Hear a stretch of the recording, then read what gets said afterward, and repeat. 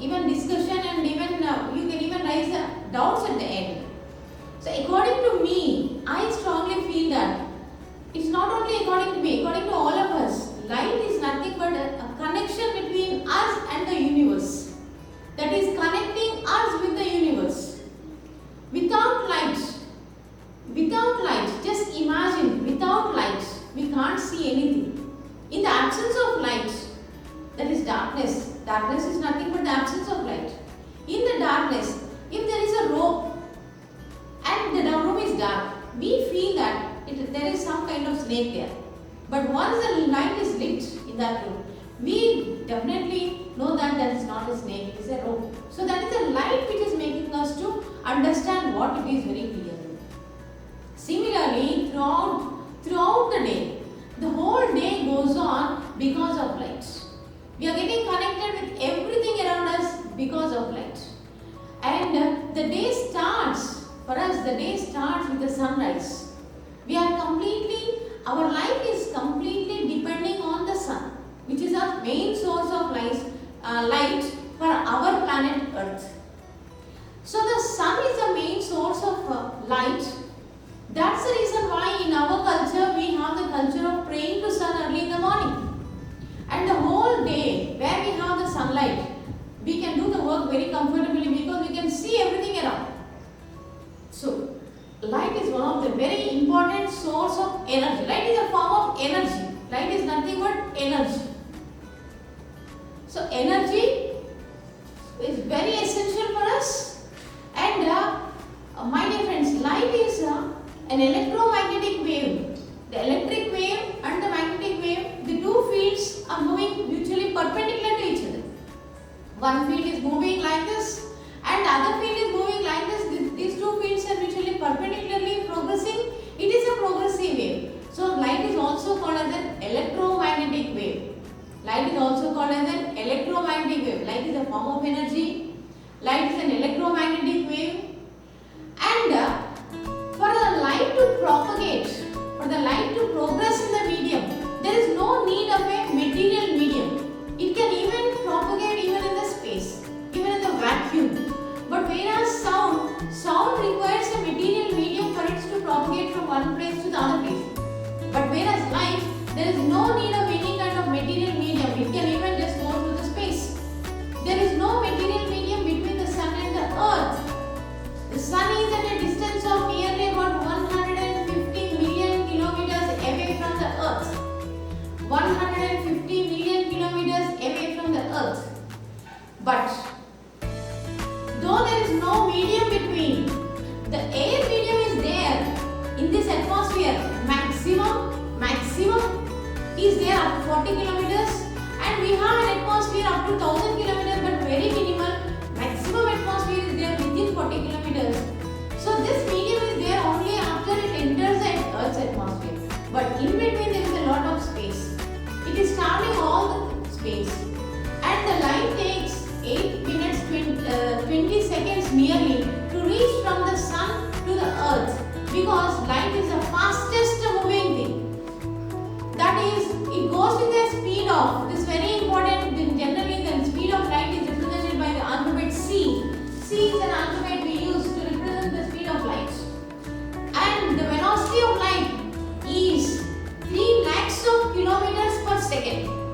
Per second means by the time we blink our eyes, the light travels to a distance of 3 lakhs of kilometers. That is the speed it maintains. So, in terms of kilometers, it is 3 lakhs of kilometers per second is the speed. In terms of meters, it is nearly about 3 into 10 to the power of 8 meters per second. In terms of centimeters, 3 into 10 to the power of 10 centimeters per second. I request the students please write down these points. These are the important points to be written. We have been seeing that the velocity of light is, already we have discussed it, 3 lakhs of kilometers per second. So it is almost compared to the velocity of sound. Now I am trying to compare the difference between the velocity of sound is only 330 meters per second. In air, the velocity of sound is only 330 meters per second. Whereas the velocity of light is 3 into 10 to the power of 8 meters per second. You can just compare the two things. That is the reason why when there is any lightning, first you receive the light, then the rumbling sound will follow the light. Because of the difference in the speed, both have started at the same time from the cloud. But first the light reaches us and second the sound reaches us. So that is the difference between the sound and the speed of light. Okay. Now again coming to the light part. Light is a transverse wave. Light is a transverse wave. In a transverse wave, already the students know about it. This is a wave. These points are called the crusts and these points are called the troughs. And the distance between any two consecutive crusts is called wavelength, lambda. This is an alphabet called lambda. And or even you can even define as the distance between two consecutive. Consecutive means side by side. The two things which are taken side by side. This is called wavelength. So this is a very important thing. The wavelength is generally measured because it is length. We measure in terms of centimeters or millimeters or nanometers or micrometers like that. So that is nothing but the unit of distance, wavelength. For a wave, we have three things. We have many things, but we require now in the case of a light wave, we must talk about the wavelength. We must talk about the frequency, very important. Generally, we represent the frequency with a alphabet called nu, or in some textbooks it will be written as n, somewhere it will be written as f. Mostly we can use any alphabet, anything. So that is the frequency. What is the meaning of frequency? For example, the wave is passing through a given point in 1 second time. Through a given point in 1 second time. If 20 waves are passing through, the frequency is 20.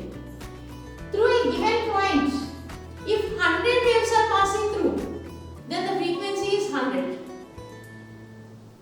That way we can discuss about what is the meaning of frequency, or you can even say when an oscillating body, when a body is oscillating,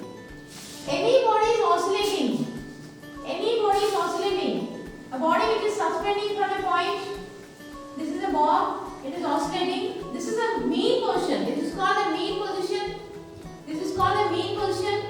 and this is the extreme point, so this is called the extreme position. So the body is moving from the mean position to the extreme position, again back to the mean position, again back to the extreme position on the other side, again back to the mean position. That is called one complete oscillation. Once again, meaning of one complete oscillation is from the mean position to the extreme, again to the extreme, again to the mean. That is called one oscillation.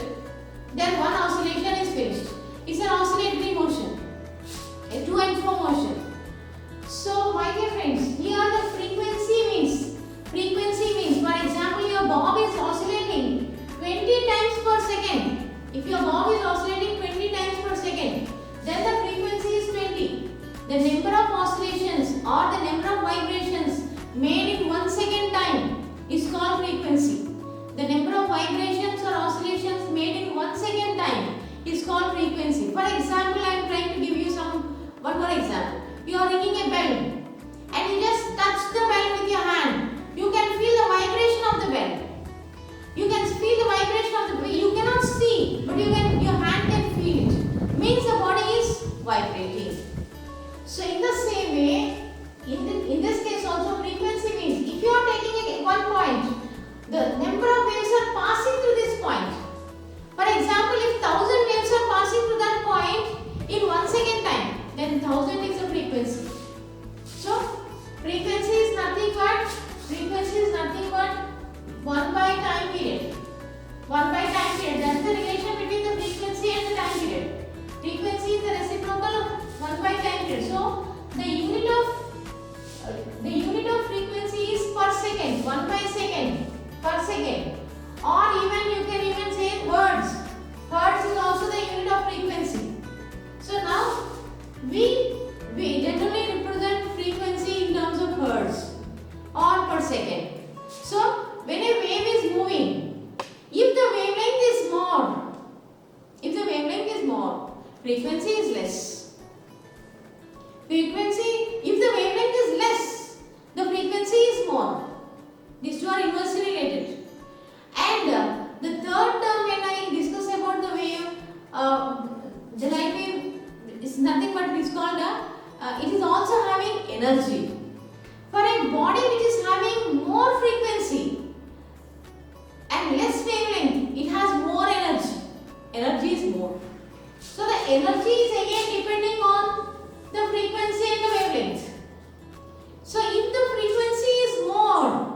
energy is more. If the frequency is less, the energy is less. Energy and frequency are directly related. Whereas the frequency and the wavelength are inversely related. So, okay, now when you take a wave, wavelength is an important term, frequency is an important terminology we use, energy is an important terminology we use. So, my dear friends, we have discussed about something related to these three. Now again, our story is going to continue. Actually, when a wave was taken, when the light was taken, there are many scientists who discussed about light. Newton discussed about light, told that Newton's corpuscular theory means the light is in the form of small particles called corpuscles. So he has given a theory, Huygens wave theory. In the Huygens wave theory, Huygens told that the light is going in the form of a wave. So there is a particle nature given to it. So light is going in the form of a particle, a small packet of energy called a photon. Light is even going in the form of a wave. So particle nature and wave nature, both the things are accepted. So that's the reason why now we say that light has dual nature. Dual means both. It has a particle nature as well as it has a wave nature. Now this has been accepted. In terms of light exhibits many properties. Many properties we see regarding light. For example, we see reflection of light. We see refraction of light. We see absorption of light. We see diffraction of light. We see interference of light. We see polarization of light. Dispersion of light. In this light we use different terminology. And all these properties, for example, different properties, when we are discussing different properties, in some property the particle nature will be supporting us. In some properties